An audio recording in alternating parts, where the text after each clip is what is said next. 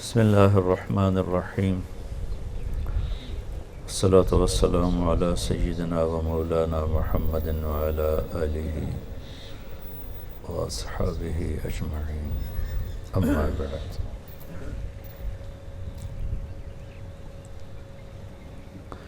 اللہ تعالیٰ نے انسان کے اندر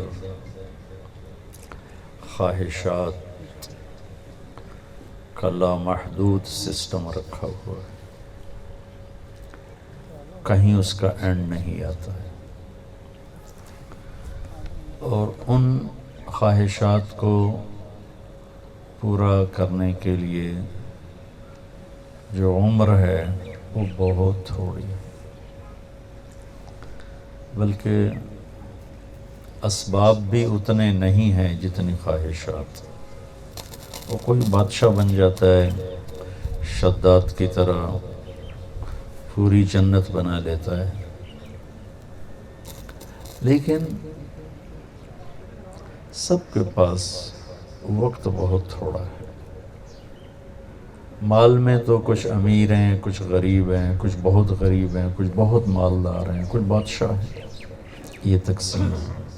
لیکن بہت بڑا بادشاہ، مالدار بہت بڑا مالدار، فقیر بہت بڑا فقیر، عورت مرد، یہ سب ایک بات میں ان کی غربت اور فقر مشترک، کہ سب کے پاس عمر تھوڑی ہے۔ تو خواہشات اتنی زیادہ، اسباب اس سے تھوڑے، عمر اس سے تھوڑی۔ مجھے اس پر شیر شاہ سوری کی بات یاد آ جاتی ہے، بہت نیک بادشاہ تھا۔ جب اس نے دہلی کو فتح کیا تو اس نے کہا، افسوس میرے سر پہ حکومت کا سورج اس وقت چمکا ہے جب میری اپنی زندگی کا سورج غروب ہونے والا ہے۔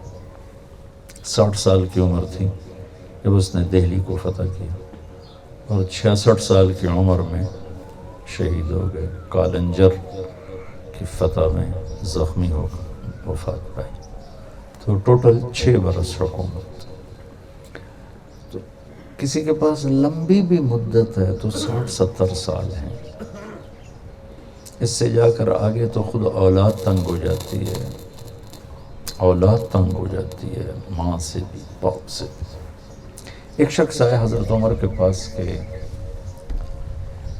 میں اپنی ماں کے کپڑے بھی اب دھوتا ہوں، پیشاب بھی، پاخانہ بھی، روٹی بھی، سب کچھ جیسے میری ماں نے میرے ساتھ کیا، تو کیا میں نے ماں کا حق ادا کر دیا؟ تو حضرت عمر نے فرمایا نہیں۔ کہ وہ کیسے؟ کہ جب تیرے پیشاب پاخانے دھونے کی ضرورت تھی تو تیری ماں تجھے نہلاتی دھلاتی، ساتھ تیری زندگی کی دعائیں مانگتی تھی، اور تو جب بھی اس کی خدمت کرتا ہے تو اس کی موت کی دعا مانگتا ہے کہ یا اللہ میں تھک گیا ہوں، اب اس کو بس تو اٹھا لے۔ تو ایک دم وہ چپ ہو گیا تھا۔ ٹھیک بات۔ تو پھر یہ کیا چکر ہے؟ خواہشات اتنی زیادہ ہیں، ایسے گھر بناتے بناتے ایک عمر گزرتی ہے اور اس میں اثر ہو چکی ہوتی۔ ایک ڈاکٹر کہنے لگا، مجھے میرے پیسے کا کیا فائدہ؟ جب مجھے پیسے کی ہوس تھی تو میں اپنی محنت میں لگا ہوا تھا، ڈاکٹر بننے میں، ایک اچھا ڈاکٹر بننے میں۔ ڈاکٹر بنتے بنتے بنتے بنتے میں 50 سال کا ہو گیا ہوں، تو اب اس دولت کو میں کیا کروں گا؟ میرے پاس کتنے دن ہیں؟ چند صبح ہیں، چند شامیں۔ اب میرا نفس مجھے کہتا ہے تیری اولاد کے کام آئے گا، تو میں اپنے آپ کو کہتا ہوں اس کی کیا گارنٹی ہے کہ ان کے کام بھی آئے گا کہ نہیں آئے گا؟ یہ عجب سا گورکھ دھندا ہے۔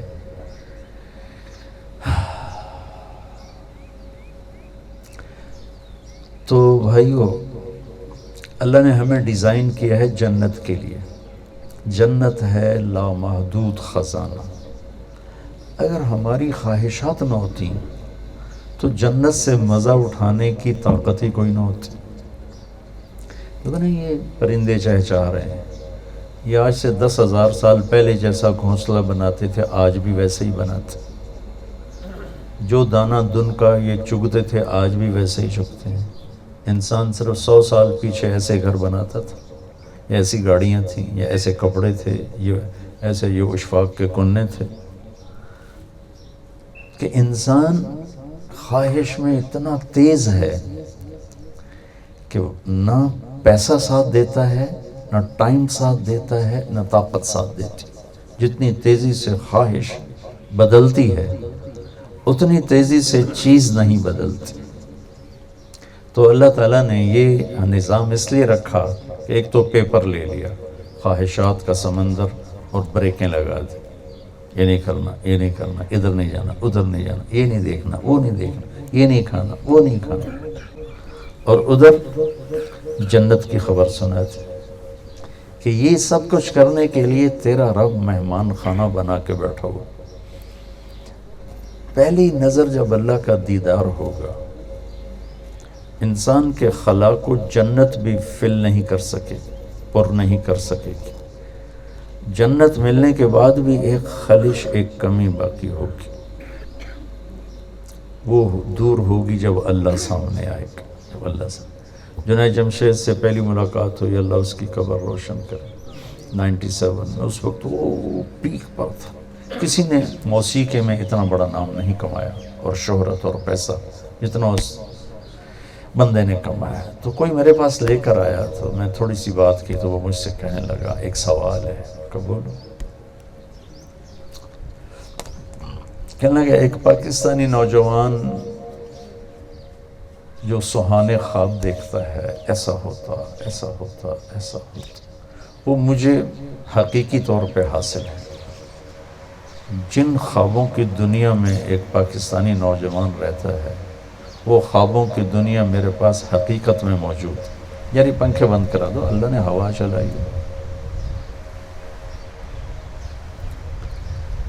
تو کہنے لگا پھر کیا وجہ ہے کہ میرے اندر اندھیرا ہے، میرے اندر خلا ہے، مجھے لگتا ہے کہ میں ادھورا ہوں. کیوں؟ میں تو جو خواہش کرتا ہوں پوری ہوتی، پھر میرے اندر ادھورا پن کیوں؟ کس وجہ سے؟ میں نے کہا، میں نے خیر کافی بات کی وہ یاد نہیں، لیکن جو مثال دی وہ یاد ہے. میں نے کہا تمہارے دائیں گھٹنے میں درد ہے، تم بائیں پہ دوا لگا رہے ہو. جہاں تم میڈیسن استعمال کرتے ہو وہاں مرض نہیں، جہاں مرض ہے وہاں میڈیسن نہیں، تو درد تو باقی رہے گا. کہ یہ خلا تمہاری روح میں ہے، تم اسے گلیمر میں ڈھونڈ رہے ہو. روح کو کیا پتہ گلیمر کیا ہوتا ہے؟ روح کو تو اللہ اس کے رسول کا پتہ ہے. روح صرف دو چیزوں کو جائے، ایک اللہ کو، ایک اس کے محبوب کو. باقی چیزیں جسم کی ہیں، اور جسم میں ایک حد تک چیز جاتی ہے، آگے نہیں جاتی. جذبات کی دنیا میں جو چیز داخل ہوتی ہے اور اس کو سکون دیتی ہے وہ اللہ اس کے رسول کا تعلق ہے. وہ ہے نہیں تو تم میوزک سے، ان چیزوں سے اپنے آپ کو خوش کرنے کی کوشش کر رہے ہو، یہ ہوگا نہیں. کہا تو کیا کروں؟ میں کہ تم 3 دن کے لیے تبلیغ میں جائے. وہ کہنے لگا میں تو ڈانس کرتا ہوں، میں تبلیغ کروں گا. اچھا کوئی گناہ ہو رہا ہے تو اچھا بھی تو ہو. ہمارے یہاں عجب تصور ہے، کوئی غلط زندگی پر ہے اور تینوں کیا فائدہ نمازن. میرا گورنمنٹ کالج لاہور کا ساتھی تھا، اللہ نے اس کو بہت تبدیل کیا، لیکن وہ گوروں کے ساتھ اس کی بڑی دوستی تھی. رنر تھا بلا درجے کا، ان سے ساتھ بیٹھ کے شراب پی لیتا تھا. اور سارے اسلام آباد میں بہت فیمس تھا. تو کبھی دروازے پہ گرا پڑا ہوتا، کبھی فٹ پاتھ پہ اپنے گھر کے، تو پولیس والے اٹھا کے اندر کر دیتے تھے. تو ایک دفعہ پولیس والے اٹھا کے تھانے لے کے، تو جب صبح اس کی آنکھ کھلی تو نماز کا وقت ہو رہا تھا. کہنے لگا میرے لیے مصلی اور لوٹا لاؤ نماز پڑھنے. وہ کہنے لگے احمد صاحب راتی کی کر دے رہا. کہنے لگا اس لیے تو نماز پڑھ رہا ہوں کہ گناہ ہوا ہے تو نیکی بھی تو کروں. ہمارے یہاں الٹا تصور ہے، تینوں کی فائدہ نماز آندا، تینوں کی فائدہ روزے آندا، تیرا تو کاروبار ہی حرام ہے، تیری تو روٹی حرام ہے، تو یہ کرتا ہے، تو وہ کرتا ہے.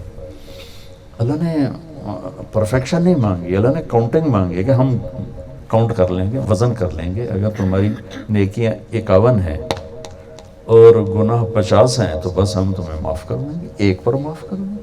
اور اگر برابر ہیں تو کسی نے تمہیں دے دی تو بھی معاف کر دیں گے. کم ہیں نیکیاں تو پھر جتنی کم ہیں اتنی سزا دے کے صاف کر کے پھر جنت میں ڈال دیں گے. تو وہ کہنے لگا میں جاؤں. میں نے کہا جایا کرو. اس 97 کی بات ہے. 2001 میں وہ 3 چلے کے لیے نکلا. وہ 3 دن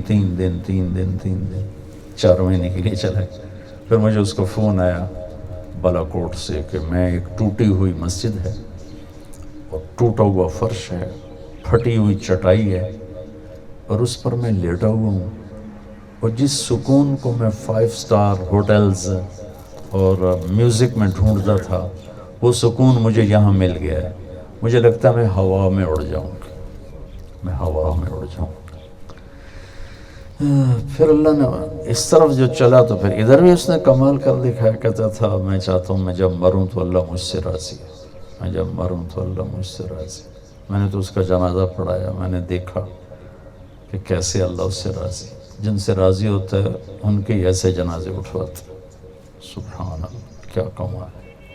تو میں عرض کر رہا تھا کہ خواہشات کا ایک لامحدود قسم کا جہان ہے اندر. ٹائم، اسباب اس سے تھوڑے اور ٹائم اس سے تھوڑا. تو لہٰذا اب اگر ہم اس راستے پہ چل پڑے نا کہ یہ چاہتا ہوں، یہ چاہتا ہوں، یہ چاہتا ہوں، تھک جائیں. بڑے سے بڑا مالدار تھک جائے، کیونکہ جتنا وہ چاہتا ہے اتنا اس دنیا میں ہو نہیں سکتا. ڈیزائن ہی اس کا وہ نہیں.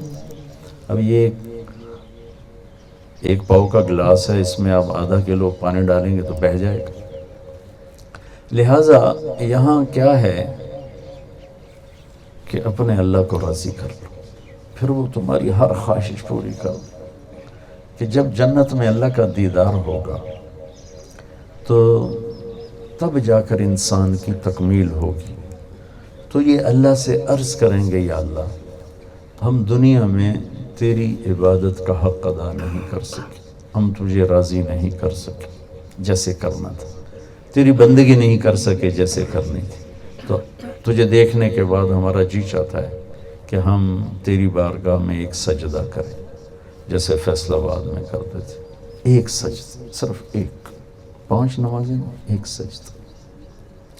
تو اس پر اللہ تعالیٰ فرمائیں گے سبحان اللہ، کیا بات کہی اللہ، کہیں گے اللہ تعالیٰ فرمائیں گے دنیا میں تم میرے غلام تھے، میں تمہارا آقا تھا. یوں سمجھو تم نوکر تھے، میں مالک تھا، اور نوکر کے ذمہ ہے مالک کی اطاعت کرنا. اب تم میرے پاس آئے ہو تو پوزیشن، حیثیت بدل گئی. یہ میرا مہمان خانہ ہے، یہاں جو بھی آتا ہے وہ میرا مہمان ہوتا ہے اور میں اس کا میزبان ہوتا ہوں. دیکھیں یہ میزبان لوگ دسترخوان بچھا رہے ہیں اور پلیٹیں رکھ رہے ہیں، ہمیں کوئی فکر نہیں ہے، میزبان کو فکر ہے. تو اللہ تعالیٰ فرمائیں گے کہ میرے بندو دنیا میں تم غلام، میں آقا، جنت میں تم مہمان، میں میزبان، اور مہمان سے کام نہیں لیا جاتا. میزبان کی غیرت کے خلاف ہے کہ میزبان سے کام لے. اب تم یہاں صرف اپنی مرضی، چاہتیں پوری کرنے کے لیے آئے ہو.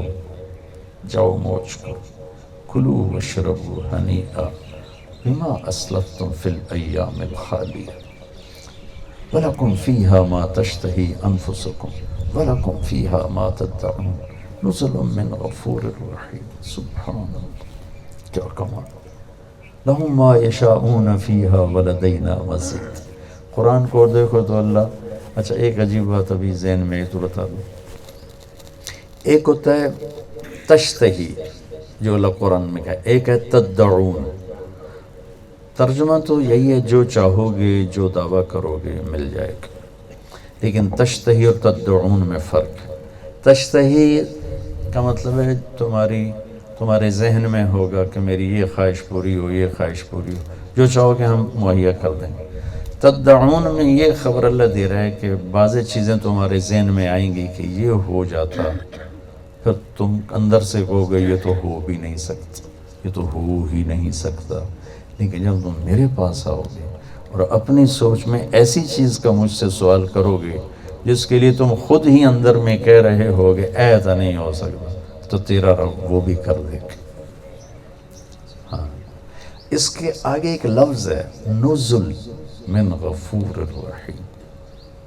نزل کا کیا مطلب ہے؟ نزل ہے نازل ہونا، آمد، جیسے ابھی ہم نازل ہوئے، آمد ہوئی، آئے۔ آتے ہی مہمان آپ کو دسترخوان پہ تو نہیں بیٹھا ہے، یہ مجھے پانی کا گلاس دیا ہے، اس کو عربی میں کہتے ہیں نزل۔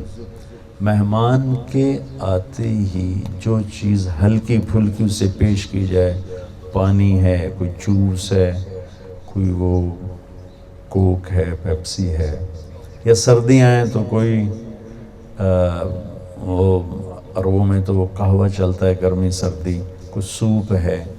آتے ہی مہمان کو جو چیز دی جاتی ہے اسے نزل کہتے ہیں۔ تو نزل کا پیمانہ اللہ کیا بتا رہا ہے کہ جو چاہو گے دوں گا، جس ناممکن کا تصور کرو گے وہ بھی دوں گا، یہ ہے میری پہلی مہمانی تمہاری آمد پر۔ تو اصل مہمان نوازی اس کے بعد شروع ہوگی، تو اس کا کیا لیول ہوگا اللہ کے سوا کون جانتا۔ تو بھائی یہ زندگی امتحان ہے۔ میرے نبی ایک زندگی لے کر آئے، وہ سیکھ لیں۔ اس میں چند فرائض ہیں، 5 نمازیں، 30 روزے۔ اس میں بھی اللہ نے کہا بیمار ہے تو بعد میں سے، مسافر ہے تو بعد میں سے، کوئی زیادہ ہی بیمار ہے تو اچھا چل چھٹی کرو، ایویں ہی معاف کر دیتا۔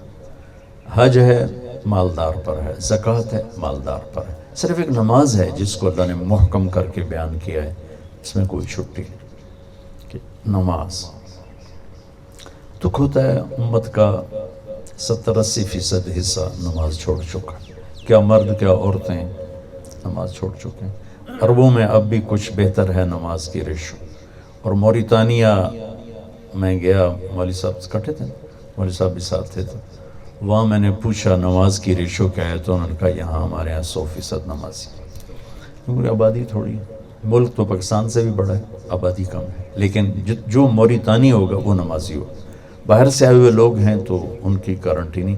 موریتانی مرد ہے، عورت ہے، بچہ ہے، بچی ہے، شہری ہے، دیہاتی، 5 وقت کا نمازی ہوگا۔ اور دیہات میں 100% حفظ قرآن ہے، سب بچے حافظ قرآن، سب بچیاں حافظ قرآن۔ پورے صحرا میں قرآن کوئی نہیں، لیکن سب کے سینوں میں قرآن محفوظ، لکھا ہوا کسی کے پاس کوئی نہیں، سینوں میں سب کے پاس موجود۔ تو نماز ایک ایسی چیز ہے جس میں گنجائش نہیں۔ میں کہا کرتا ہوں اگر گنجائش ملتی اس 1439 سال میں تو میدان کربلا میں میرے نبی کے نواسے کو ملتی، لیکن انہوں نے بھی نماز پڑھ کے بتایا کہ نہیں، نماز کی گنجائش نہیں ہے، چاہے اسی کی خاطر سر کٹ کے نیزوں پہ چڑھ رہا ہو، نماز پڑھنی پڑے گی، نماز کی چھٹی نہیں ہے۔ تو باقی چیزوں میں نرمی ہے، صرف ایک 5 وقت کی نماز کیا دیر لگتی۔ نماز کے بعد میں صرف ایک حدیث سنا دیتا ہوں، صرف ایک، پورا دین اس کے اندر ہے، پوری زندگی اس کے اندر ہے، اور دنیا اور آخرت کی ہر شے، صرف ایک حدیث، 10 لاکھ حدیثیں، ایک حدیث سناؤں گا اللہ کے فضل و کرم سے، آپ خود سننے کے بعد کہو گے سچ کہہ رہا ہے کہ ساری زندگی اس کے اندر سمٹ گئی۔ ویسے گھروں میں رہتا ہوں، یا وہ تو بولے دی جھگی میں رہتا ہوں، یا وہ ادھر تھر پار کر میں رہتا ہوں۔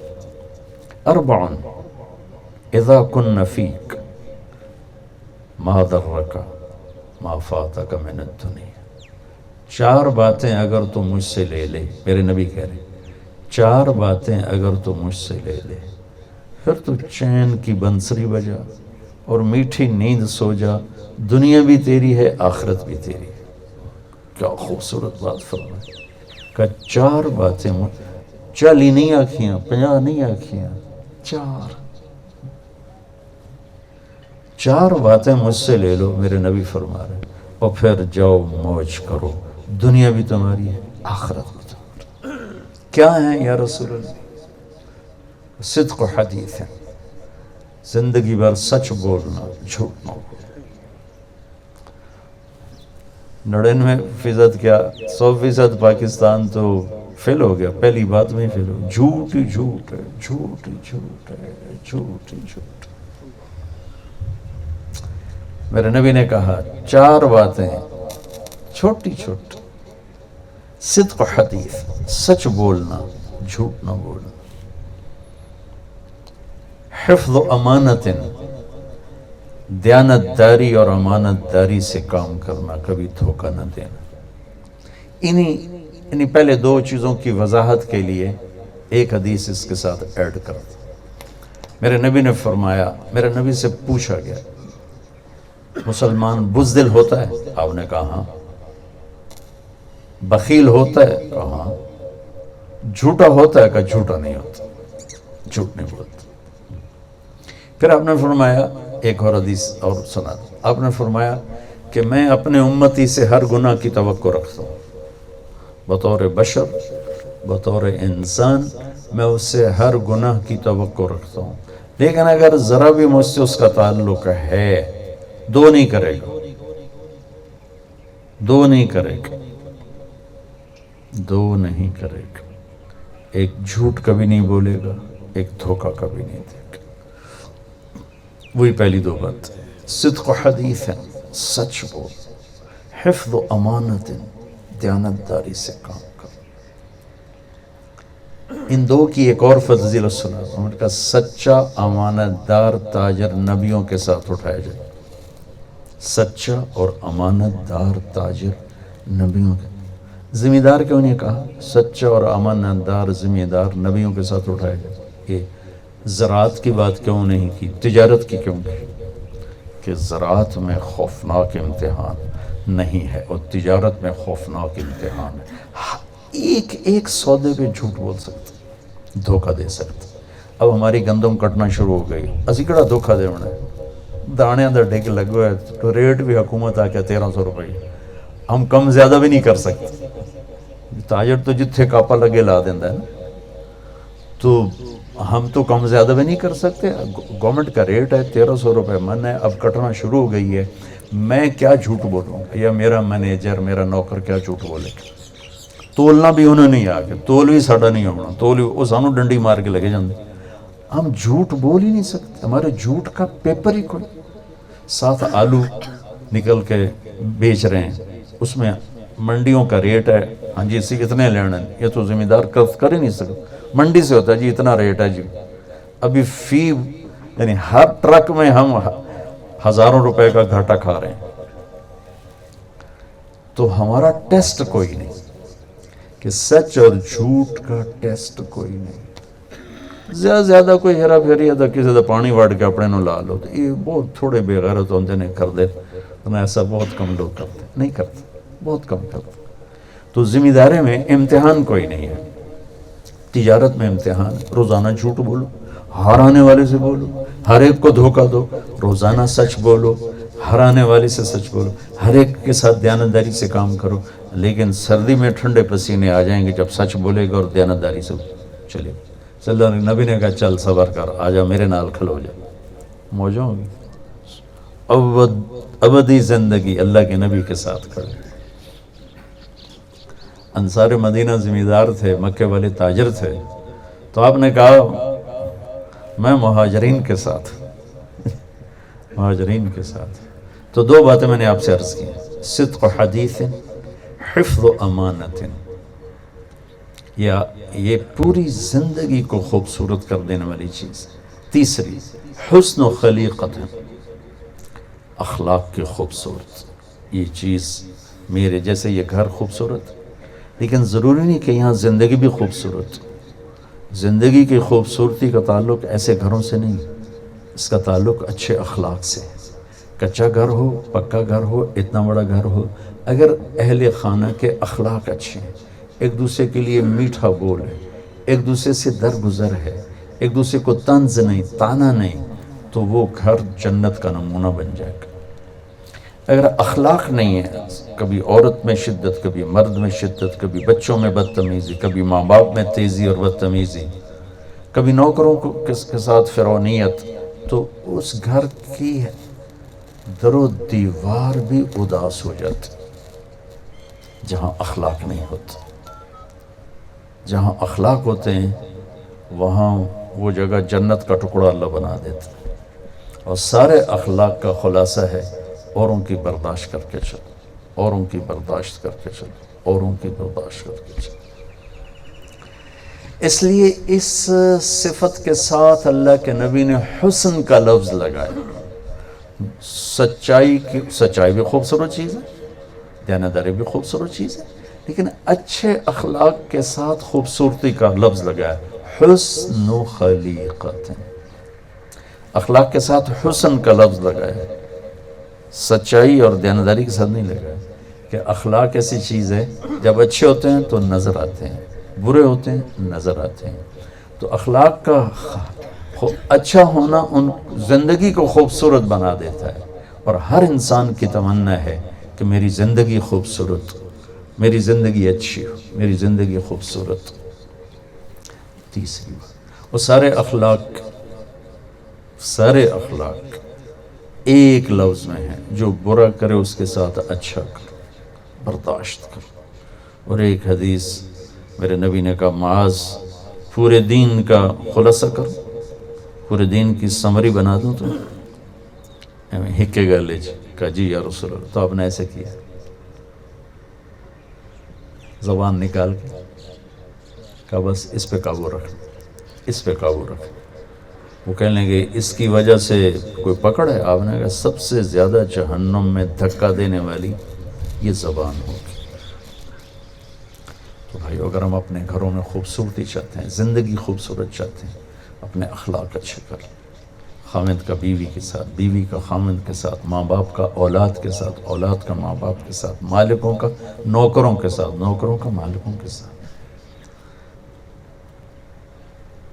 یعنی بہت سفر کیا ہے اس راستے میں. آج کی اولاد کی نافرمانی میں بہت بڑا دخل والدین کا اپنا ہے. وہ اپنی اولاد کو سپیس نہیں دیتے، اپنی مرضی ان پر مسلط کرتے، جس کا آہستہ آہستہ رد عمل بننا شروع ہوتا ہے اور ایک فاصلہ و دوری پیدا ہو جاتی. جتنے اللہ نے ان کے حقوق رکھے. ایک شخص آیا اپنے بیٹے کو لے کر، کہا جی یہ میرا بیٹا ہے بہت نافرمان. حضرت عمر نے سوٹی چاہے انہوں مارنا ستا. کہنے لگا جی ٹھہرے. ہم نے پوچھا کیا ہوا؟ کہا ماں پیو دا حق بھی بڑا ہے، کوئی اولاد دا حق بھی ہے، کوئی اولاد دا حق بھی ہے. ہم نے کہا ہے. کہ ذرا بتائیں. کا پہلا حق ہے کہ نیک ماں دے، نیک جگہ شادی کرے، ماں اچھی. دوسرا حق ہے جب پیدا ہو تو نام اچھا رکھے. تیسرا حق ہے کہ اس کو قرآن سکھائے. کہ ہن میری بھی سن لو، اے میرا پیو بیٹھا، اس نے حبشی عورت نال شادی کی تھی، مینوں ماں چنگی نہیں دیتی. دوسرا حق ہے اس نے میرا نام جولان رکھا ہے. جولان گندگی کے کیڑے کو کہتے. تو انہوں نے کو پوچھو مینوں ہور کوئی نا ہی نہیں لگتا، مینوں جولان گندگی کا کیڑا. اور تریا پوچھو اج تے اس میں قرآن دی شکل نہیں وکھائی. حضرت عمر نے وہ سوٹی ادھے پھیر دی تھی، پہلے تو تیرا دماغ ٹھیک کرا. تو حسن و خلیقت، اچھے اخلاق. چوتھی چیز کیا ہے؟ عفت فی طعمت، رزق حلال. رزق حلال چھوٹی سی حدیث ہے، اور پورا دین اس کے اندر ہے. فرائض کے بعد یہ 4 باتیں آپ لے لیں، میں لے لوں، یہ مستورات لے لیں، یہ سر لیں، زندگی صراط مستقیم پر آ جائے گی، خوبصورت ہو جائے گی. رزق حلال وہ عمل ہے. سعد بن معاذ بیٹھے تھے تو اللہ کے نبی کی نظر پڑی ہاتھوں پر، ہاتھ بڑے سخت. تو آپ نے کہا یہ کیا ہوا تیرے ہاتھوں کو؟ کیا ہوا؟ کہا جی میں مزدور آدمی ہوں، کھیتوں میں کام کرتا ہوں بچوں کے لیے، تو سخت ہو گئے. تو آپ نے ان کا ہاتھ پکڑ کے ایسے بوسہ لیا، ایسے چوم کر فرمایا بچوں کو حلال کھلاتے جو ہاتھ ایسا ہو جاتا ہے اس پہ جہنم حرام ہو جاتی ہے. تمہارا رزق حلال ایسی چیز ہے کہ وہ جہنم حرام کر دیتا. تو بھائیو، سچائی اور دیانتداری جہاں ہوگی وہ شخص 24 گھنٹے نماز میں ہوگا، بندگی میں ہوگا. یہ تبلیغ اس کو سیکھنے کی محنت. اللہ آپ کو موقع دے تو جایا کرو. 3 دن ہی لگانا شروع کرو گے تو بہت سے راستے کھل جائیں. ٹھیک. اللهم لك الحمد كما أنت أهل فصل على محمد كما أنت أهل وفعل بنا ما أنت أهله إنك أهل التقوى وأهل المغفرة. اللهم بارك لهم فيما رزقتهم اللهم بارك لهم فيما رزقتهم اللهم بارك لهم فيما رزقتهم وأوزعهم أن يشكروا نعمتك التي أنعمت عليهم وعلى والديهم. اللهم ألف بين قلوبهم وأصلهم وأصلح ذات بينهم. اللهم ألف بين قلوبهم وأصلهم وأصلح ذات بينهم. آمين.